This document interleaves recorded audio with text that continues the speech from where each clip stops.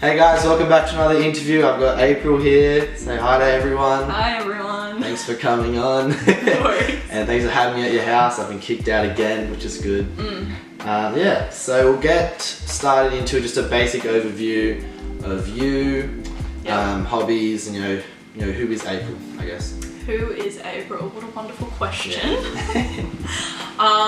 So basically, we'll start off with I study music and sound design, double degree with international studies at UTS. Oh yeah. Yeah, a bit of a flex. That's a flex. My interest, I mean, love a good chat. Yeah.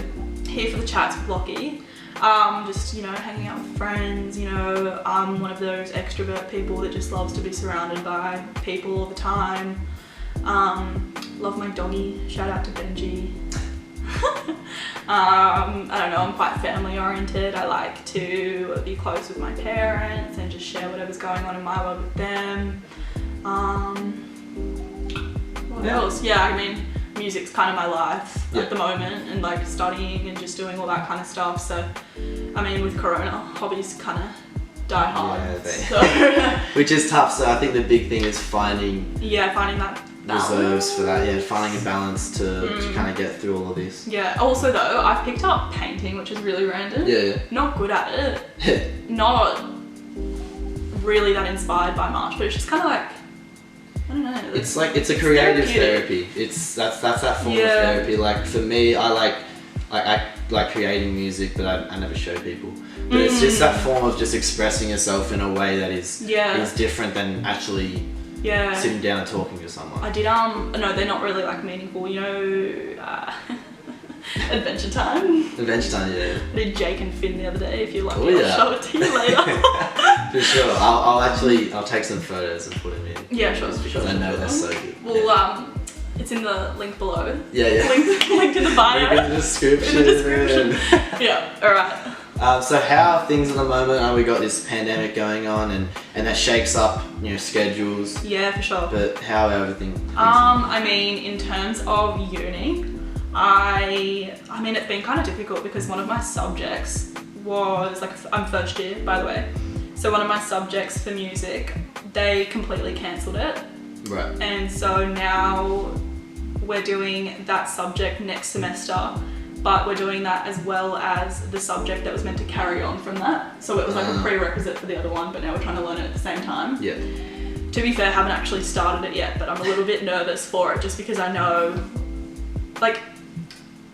not a slow learner, but I just need to practice things a lot to be able to, once I've got it down, I've got it down. Yeah. But I'm just a bit nervous for that. It's fine. Getting into it and starting it. Yeah. Especially high school maths. It took me so long to get it, but once I got it, it was sweet. Right. Anyway. I get you. Yeah. Where was I going with that? What are we talking about? I'm just saying, how are things? I mean, you went off on a tangent, but no. I do encourage that because I want to let your mind run. Yeah. Right. Okay. You're okay. Yeah, uni's sweet. I mean, online, it's fine. Yeah. Because I really love my degree, I'm not finding it difficult to be motivated to do the work, which is something I have not experienced in the past. We'll get to that though. So uni's great. My job is safe, which was really, really shout out to my auntie and uncle. I work for them, so they've been really awesome in being able to still give me a steady income. So that's been awesome. My family's jobs are all fine. All that stress that people are going through at the moment, I think I've been really protected from. Yeah, I agree. Me as well. It's so you got enough stress going on, and then when you add things into that, you can't really see clearly. So it's really for so long I've been one of those people that's money doesn't define me. I don't care how much money I have. I just want to travel the world. Blah blah blah blah blah. But as soon as the thought of not having a job came into my vicinity, I don't know.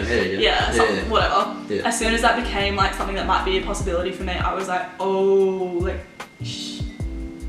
she's no, you can say it. Oh shit. Yeah. I was far out. That's so annoying. Just in terms of my car is my freedom. Yeah. I just stressed a bit, but you know, I was really grateful for that.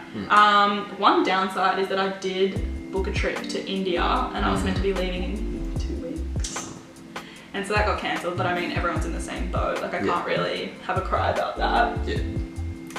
But yeah, besides that, I'm doing so good.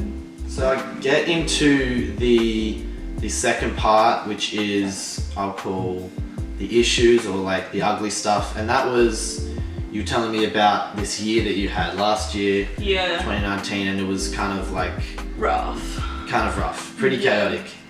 So kind of just briefly go through. Give us a bit of a description. Yeah, give us a spill on kind of how that was and what happened. Okay, so the tea is, sis. Yes. Basically, so it's like it's kind of hard to pinpoint where it all kind of started. It just basically culminated. Can I use that the right context of that word? Culminated. Like combined. It all just like all of it just like really overwhelmed me, and it came over like quite quickly. So it was kind of hard to say like, okay, well, when did it start? Basically, at the beginning of 2019. Actually, you know what? It was the end of 2018. Yeah. And I crashed my car for the first time, which was quite upsetting, but like, you know, first car crash, my parents were really forgiving. I've got insurance, I had the money to pay for it, so like that was okay. Yeah. Not even a month later. Yeah, it's like, seriously. Yes. Yeah. I crashed my car again, but just like me and Lockie were talking about it before, like the embarrassment of admitting like such a mistake, especially in such a short time frame. So I knew that I hit this guy, a car, not an actual person. Yeah, disclaimer. Yeah, I didn't kill someone, but like I hit another person's car. And so because I was just so embarrassed and like scared of what my parents were gonna say, just because, you know, tough Aussie parents, like you get yelled at. Yeah. So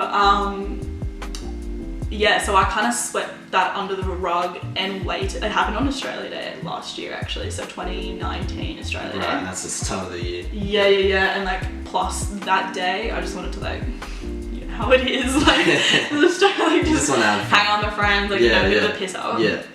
So it was one of those things where like, oh, I'll tell them tomorrow. No. And that went on for about 3 weeks. And then finally a letter came in the mail from his insurance company. What do you do it? Putting the quote in or whatever? Yeah, that should be fine. Like, yeah, I think you know what I mean though? Like that he filed for the insurance, like he already had his car fixed actually. And so then he was sending the check to be like, all right. Can you just pay this now? Pay that. Yeah, so I was like, and Mum found that letter. I mean, does anyone have, like, even though letters are addressed in my name, my parents still open it? Yeah. Not a vibe. Because, their parents. Yeah. So she saw that, and I think I was asleep, and she just came into my room and was like, what the fuck is this? So that was not good, and at that point, I'd already spent a lot of money on another car, like on the previous crash. Yeah. So now I had to fix not only my car but the other person's car, and to be fair, this only cost the same amount every time because I was insured, but your excess goes up every time you crash as a kid later. So every time I do crash, it goes up again, so my excess is very high. So I'm not going to be crashing anytime soon, hopefully. Yeah, so at this point, like my parents were just furious. I was so embarrassed and like didn't really know how to come back from that. So then there was just this underlying angst that was there, like about cars and everything. But this is still very early on in the year, hadn't even started uni yet. And so 2019, I was accepted to do biomedical engineering at UTS. Sounds fancy. It was just like, you know, it was funner to explain. It was more fun to explain to people like what I was doing, or like it was more like I felt like verified, like the like because it was like a high charting like I just degree, and also like my parents were so proud that I got accepted into it. Like when I told people what I was doing, they were like, whoa, like you must be so smart. So I just really liked that validation. Validation. So you kind of went with it even though it wasn't really, well, to be fair, I hadn't even started it yet. So it was just like this is what I got into, like I'm so excited to start uni, like my HSC went so well, like it was just this whole thing. So I started it, and I did it with my best friend Jules, and so because we were in it together, I think that's why I stayed so long, because we were just like, you don't want to abandon them, or well, we just had good bands, so it kind of distracted from the fact that I hated it. And like in hindsight, I didn't really like maths in high school, didn't love chemistry in high school. I was always such like an English religion girl, like I did German in year 12, like of course I was never going to be that you know, is it the left side of the brain that's really like switched on with maths and stuff like that? Cognitive? No, is it the other one? Yeah, I don't know. But whatever, like I was not that, like I was definitely more the creative type. Like just to naturally succeed. So when I got into uni and it was all these mathematical modelling subjects and it was programming fundamental, I was just like, oh shit, I'm not naturally good at this. And I didn't really have any desire to try either, because I just was not passionate about it either. So that went on for semester 1. I passed all my subjects, so that was alright. And then it got to semester 2 and I was just so unhappy with myself. And I think it stemmed from, like, I don't know, I've always been one of those people, like if little kids were ever mean to me, like when I was younger, and my mum was like, oh, they're just jealous, I'd be like, oh honey, I know. Like I've always just had like that confidence, I guess. That confidence, but just like so obnoxious. And just like if I ever got excluded from something, I was just so oblivious. I was like, so what are we doing this weekend? Like did not even realize that people didn't like me. So I've always just had this personality where nothing really like you kind of have your own shield. Nothing fazed me, like genuinely, like I just had like a very I don't know, like a weird growing up where I don't know, I just wasn't a very sensitive kid. So and like I'd always just had like a really inflated sense of self. But when it got to the point where I was broke because I'd already had to pay for 2 car crashes, I was going out every weekend with my friends and going into the city and like, oh, let's just get an Uber home. So like $30 later for an Uber, like, you know, and just like constantly just throwing my money at a wall and like all shits and gigs to go out with your friends, like constantly. But like there comes a point where it's just so it's taxing. It's a lot of money to go out every weekend, and if you have friends who always want to go out, it's tough to. And just like always hungover as well. Like I just remember turning up to, like, I would go out maybe Friday, Saturday, and then someone would be like, oh, sheaf. So there was like 4 days of the week where I was not functioning as like a sober person. Because I was always hungover, which is just, I mean, exaggerating when I say I went out 3 times a week, but like it would average about like 2, like once or twice. So being hungover all the time, like it sounds like I have like an alcohol abuse. Like I think it's just trying to like get away from all the problems. Exactly. It was definitely an escapism thing, and like so anyway, so I had no money. Definitely my fault as well. Like I could have saved after crashing cars, but I just kept wanting to go out with friends and have a good old time.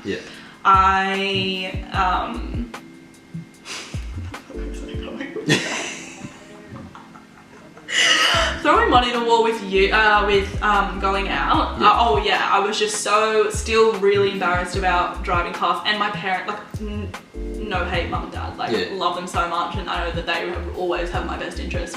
But it was just every time that something bad, like every time that I would like mess up or fight with them, it would always be brought into the argument. Well, don't go fucking crashing your car again. And you don't.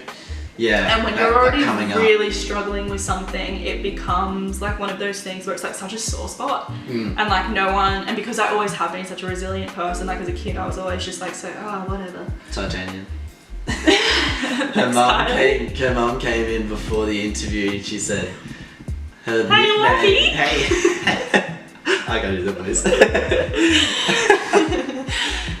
Your nickname was Titanium because you were very strong as a kid.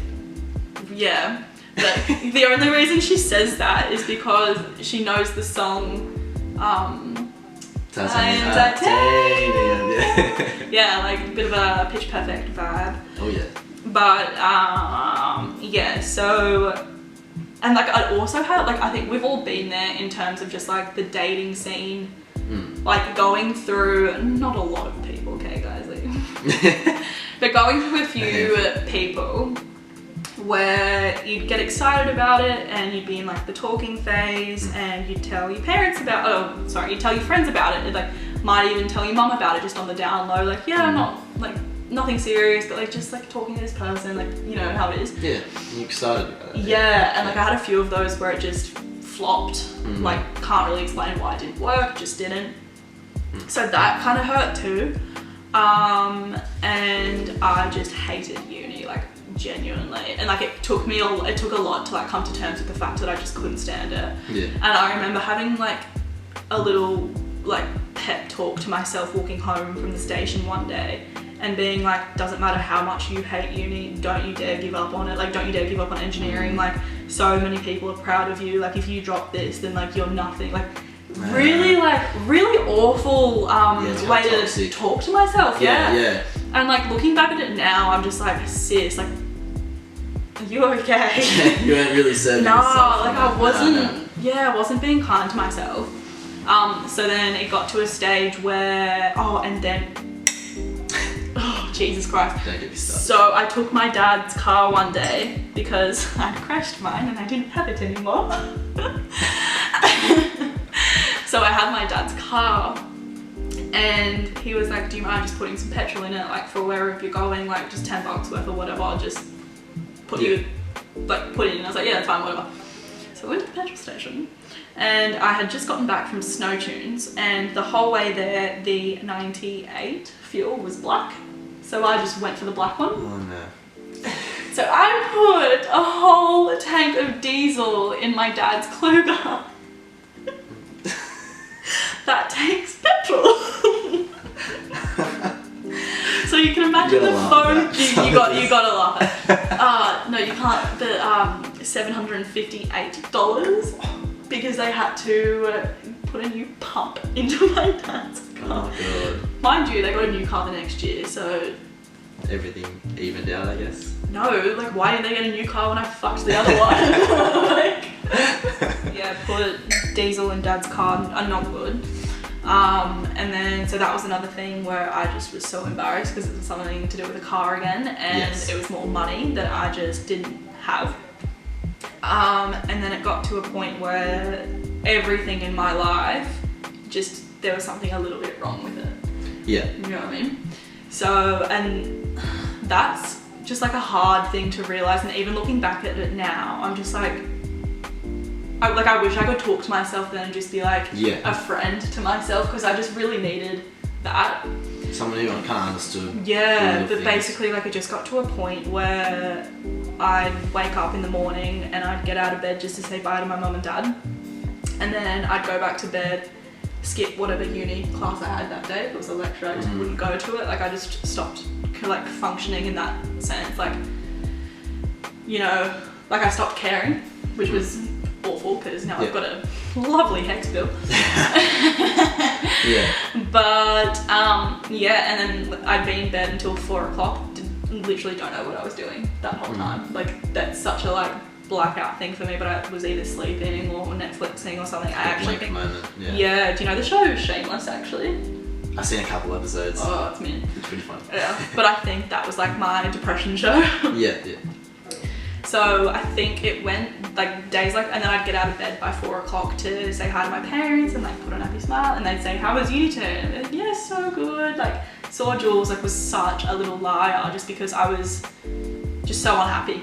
So that went on days, weeks, maybe even like a month, I don't know, but soon my mum started to realise like you're in the same clothes as you were this morning, or that I wasn't, I mean I'm a hygienic person, but I just wasn't changing out of the same clothes. I was always just like in my room, the lights were always off. I'd go to work, but because I was so in my own head, I'd do stuff like, because I have to go open the shop in the morning, I'd get there and not have a key, so I'd have to call my boss and be like, oh, I forgot my key. Like, you know, just stuff like little that. things like that just add unneeded stress to your day. Yeah. But it's also little things like that that made everyone around me be like, oh, she's not alright. Yeah. So, yeah, but basically that was like kind of rock bottom for me when I just like couldn't do anything right. I was so unhappy with myself and like, I don't know, just think, because like I have always just been like, I want to travel, like I want to do this, like I'll defer uni if I have to, like all this stuff. But I just wasn't saving and I just didn't really have like the big picture in mind. I was just trying to live day to day, hour by hour, just trying to get through life, I guess, which is a really sad way to live. Yeah. So my mum noticed that and then sat me down and we just had this big talk one night. She was like, okay, uni's wrong. You don't like uni. Like, what are we going to do about that? So we made a UAC application and filed for a new uni course, which is why I'm in music now. And it's awesome and I love it. Yeah. We sat down and said, okay, your funds aren't adding up and you're just talking about how you want to travel and you want to see the world, but you're not saving. So why don't you transfer like $400 of your pay every week to me so that not only if you crash your car again, you have money to pay for it, but you are saving for a trip as well. Yeah. And also my parents made this rule that if I didn't have $2,400 in my account, I couldn't drive the car. Right. Because that's how much excess costs. Right, okay. That's actually kind of smart. Yeah, I mean it is. Like, yeah. It was harsh because I couldn't drive the car for a while. But in hindsight, like it was a really good rule just because I was covered by myself. Like it was an independence thing as well. Yeah. And yeah, basically that's it. Like I mean, without the help of parents, without the help of people caring about me and noticing that I wasn't okay was just awesome because I wouldn't have done it alone at all. Yeah. Yeah. Now, so you talk about how you isolate yourself from others just to be in your room. Was that, I guess, put that. Lonely. I'll edit out the thanks please. I was gonna say, was that lonely? No. I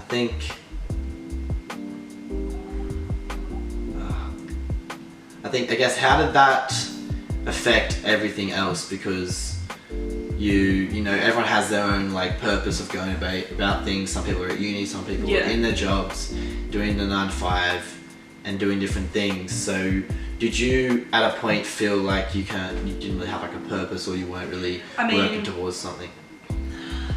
I think I was tricking myself into thinking that engineering is my purpose. Yeah. And like I really, really had myself fooled into this like idea that I was going to be a woman in STEM and doing all these engineering things. And like even when I was in that really like, I want to say depressive state, like I've never been diagnosed with any mental illness, but like it was definitely... You were running patterns, like that's it was definitely a state of not coping at all.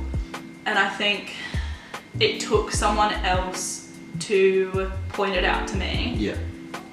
For me to be able to like realize, oh God, like this is not going where my mind thinks it is.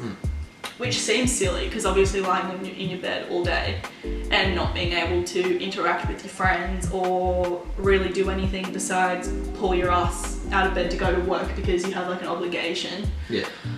I don't know, I was just really blindsided by myself, if that makes sense. Yeah. So I guess, obviously I didn't have much purpose in that, but I just was, you know, blinded by what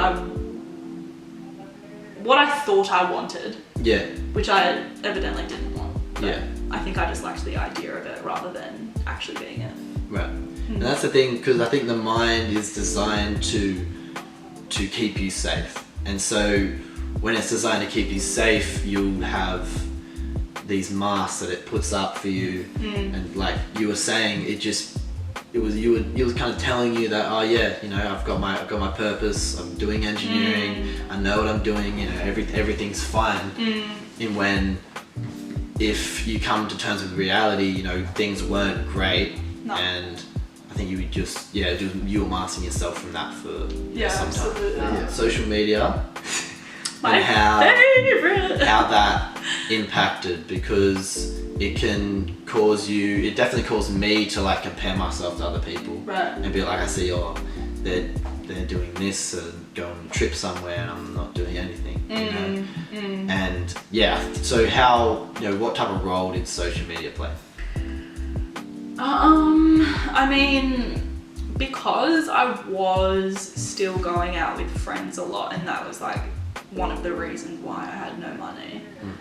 I was still like getting all the pics for my social media platforms. Like I was still putting on a face of like, look at me out with my friends, look at this new bar we went to. Like I was still putting out that image, yeah, kind of compensating. And I mean, going out with my friends, that was like a happy place for me. Yeah. So it's not like I was putting out a false sense of who I am. Like no one's gonna put up a Facebook so I was lying in my bed for 7 days. Like no one's gonna put that. Like even the most like in your face YouTuber isn't gonna say something like that. It's one of those things where I know that it does really negatively affect a lot of people, and that it does have a lot of influence on people. But I don't know. I mean, I think I can see what someone's posting and either take it for what it is, or realize that okay, well they're obviously like doing a brand deal, or like or they're clearly like, I don't know. There's always another, I guess, story to everything. And I think I have been educated enough by, I don't know, like school or just my parents, or even seeing it in the flesh, that like social media isn't really always what people are putting out there, because I know that I was putting out there something that really wasn't what I was feeling. Right, yeah. But I wouldn't say that it negatively affected me in any way, if that makes sense. Yeah, it makes sense. It's I think it's a mature thing to come to terms with, because most people can go through life without needing social media or anything, any sort of that type of contact, because it was never something that was needed in society. It was never something that we absolutely have to integrate into everything. No. And so when everyone else is on it, you want to get on it and you want to interact with different people. But it really is just like a fake world. Absolutely. And it's so easy to get lost in that. You know, I find myself looking at, I guess, other people's lives, and then I compare it to me, which is, again, it's so just, it's not comparable. It's so it's so apples and silly. oranges. Like you're such different people, different friends. Like Exactly. Yeah. I mean, I guess one thing that I was kind of like, oh, that's not happening for me. Like I saw my high school friends make uni friends. Yeah. And because I was in a degree that I didn't really vibe with, I wasn't vibing with the people in that degree because they really did enjoy it. Yeah. So there wasn't really that common ground. I mean, besides my friend Jules, and we just like chatted pure shit like the whole degree, like the whole year I was there. But like I guess that would be something that kind of hit home, because I was like, well, I don't have any uni friends. Yeah. Sad boy. Yeah. Because I see April and I see myself, and kind of what she went through with that year was very similar to what I went through over a couple of years. Like I had 3 incidents where I had like a car crash or like an incident and had to pay too much. Like I remember it was like a $10,000 debt, and I was like I was like, what?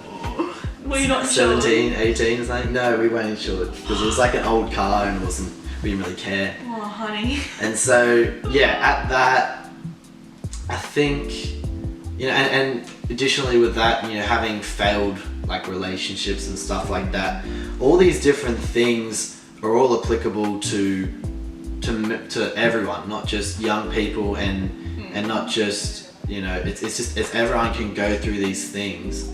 And I guess for me, my I guess struggle was trying to seeing the end of the darkness, or seeing light at the end of the path, for sure.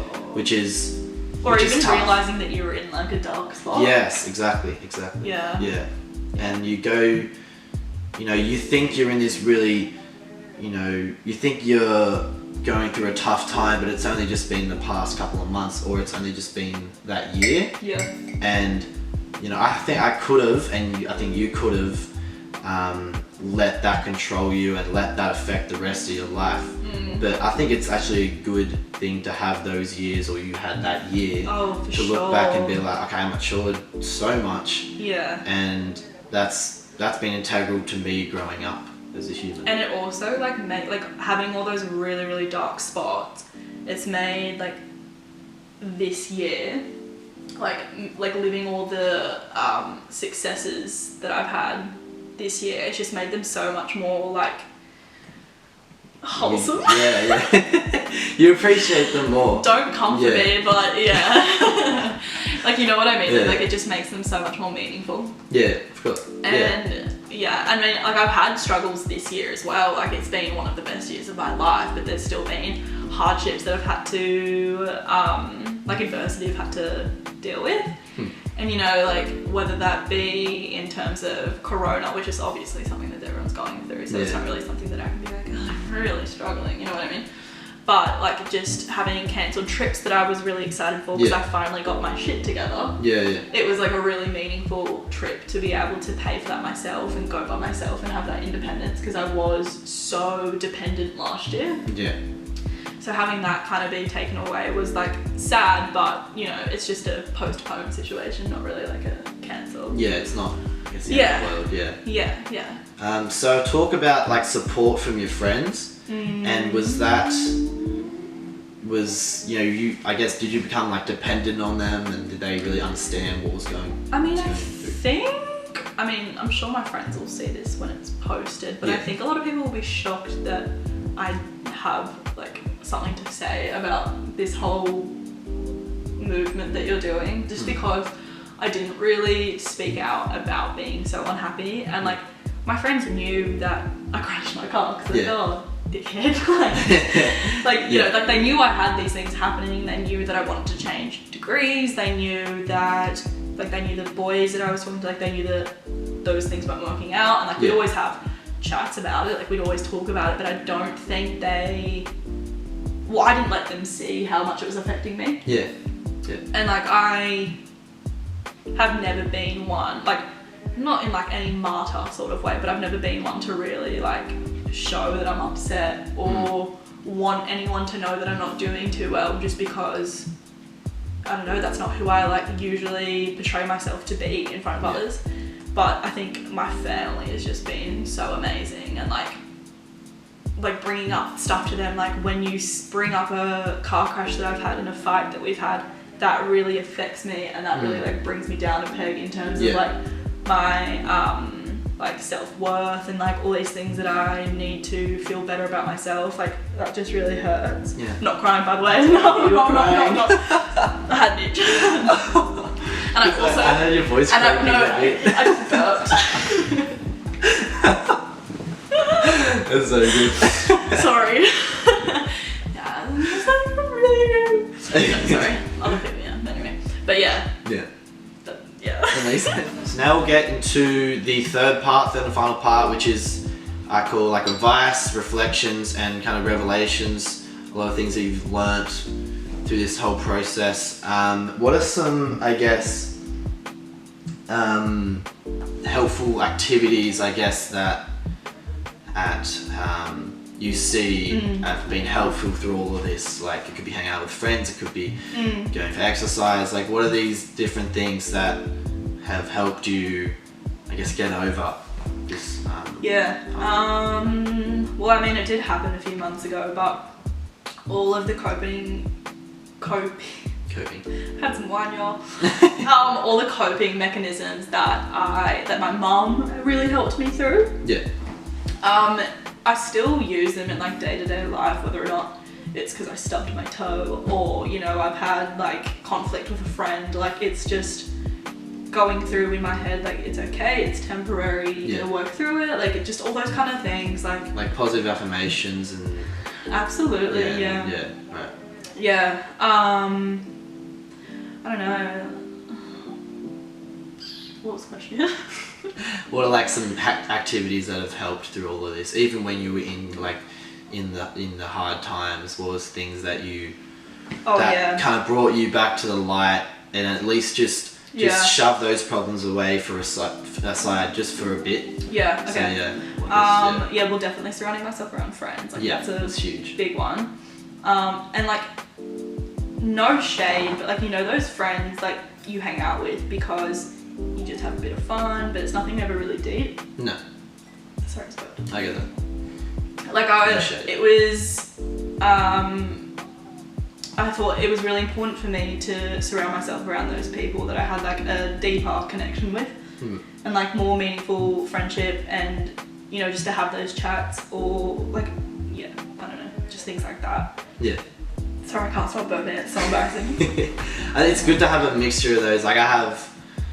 Oh, you need the fun friends. The true one, yeah. You need the fun ones. Like they just bring so much joy to my life, and I adore them. Yeah. But there's just some things that I don't really feel comfortable talking about with them, which is so okay. And like I know that if I wanted to, I could so go to them, and I know that if they ever came to me with something, I'd be so open to helping them talk through it. It's just one of those things where you know your peoples, like you know who's gonna really understand you, like just like people that have known you for the longest, or like things like that. And like even the cousins and stuff, like I'd always have good chats with. Shout out to Liv, like just people that really know you, like I don't know, you get what I mean. I get you. Also like a non-coping mechanism when I was like just in my bed all day and like not really getting on with life. Some days I would take myself on like the longest drive. And that wasn't necessarily helpful either, because it was like just another space where, for one, I shouldn't really be driving my car because I always crash it. Two, it was just another area where I was alone and I was still in my own head, and even if I had my dog. God, open the door. Yeah. It's crazy. He's so naughty. I locked it. Stay there, dog.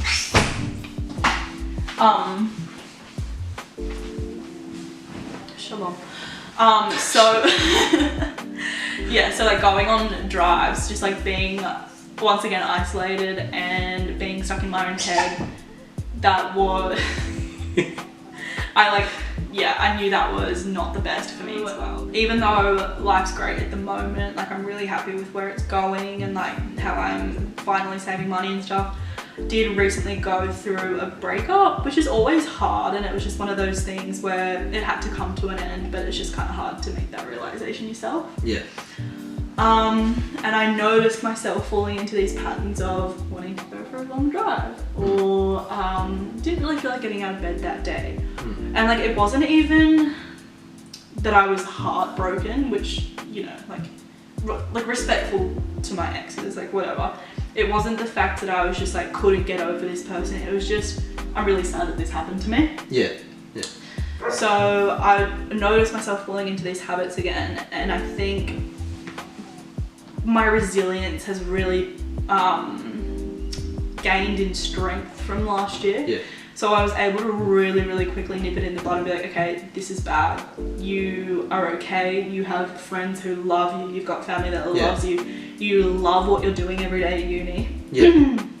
You've got an income. Like you're doing great, sweetie. So I really talked myself out of falling into those habits again, which I think was the best realization for me, because I knew how much stronger I'd become from all the hardships I faced last year, and how I'd really come a long way from that, because I was able to bring myself out of another situation more recently where I could have fallen back into that trap again. And it's good to have, I think it's better to have these when you're younger and life isn't as I guess serious, like you're not paying rent somewhere, you're not, you know, don't have a mortgage or anything. It's better to have these when you're younger, and you don't want to go through these things, but if you're going to go through them, I'm happy that I've been through this stuff earlier on. Absolutely. I mean, fuck it. Like we're living our best single life. Yes, we are. So additionally, what's like the advice that has helped you, like the best advice you've heard, and what's like the worst advice you've heard through all of this? I mean, worst advice that I've probably ever heard.